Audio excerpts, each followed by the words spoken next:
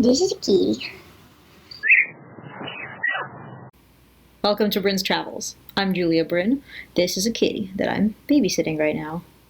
Oh, now you're camera shy. You've been cuddling on me for an hour.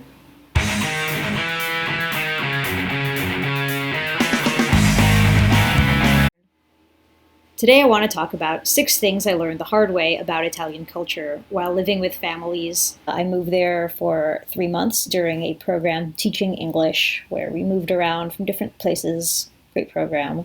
I lived with host families during this program. I worked with locals at the schools and saw their parents at the final event, which was that Friday. Every Friday after a week of camp programming. Number 6 that I have for you right now is staring. People love to stare. It happens unabashedly when you're around. It's not considered creepy there. It's a lot of cultures in the world like this, but in Italy, I don't know why, I just didn't expect it right away. So that was an interesting thing that I got used to. People just stare at me.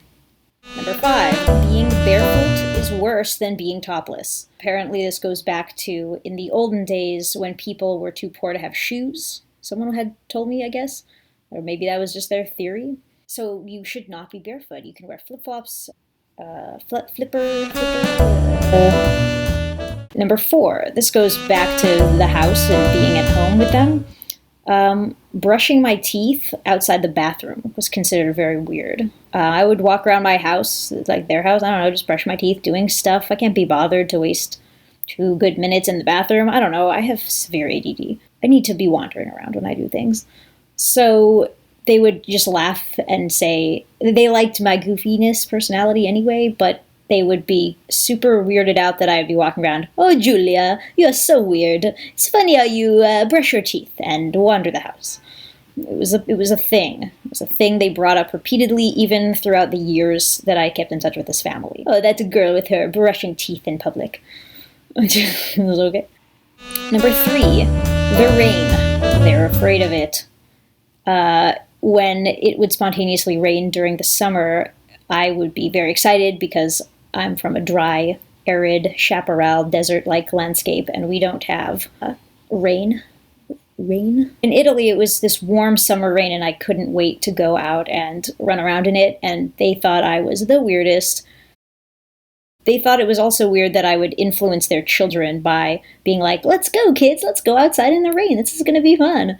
They thought I was this strange hippie. I mean, tell me in the comments below, is that really that weird? It was raining and just run outside in the rain. I mean, it's beautiful. Number 2, when living with host families, I just tend to let my hair air dry naturally, and the host families were not into that. They were always bringing hair dryers to me going, "Why are you not using a hair dryer? What is wrong with you? You can't go outside like this. You get sick." My Italian impression. I love them so much.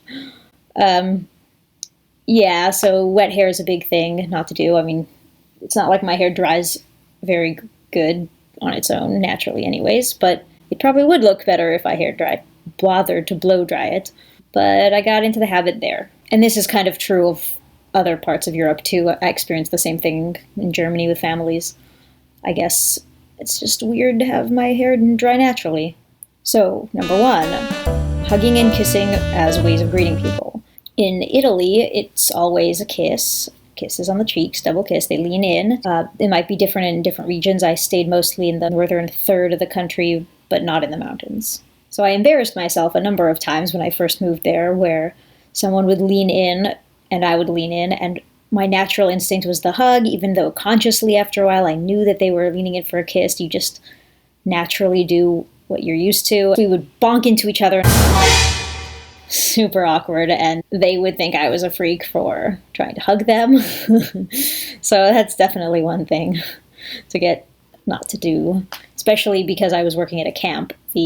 This happened repeatedly with parents of children that I'd spent all week with, and they'd never met me. They just heard from their kids that I was this cool teacher, and then they meet me for the very first time. "Oh, nice to meet you. Let's but oh, fantastic."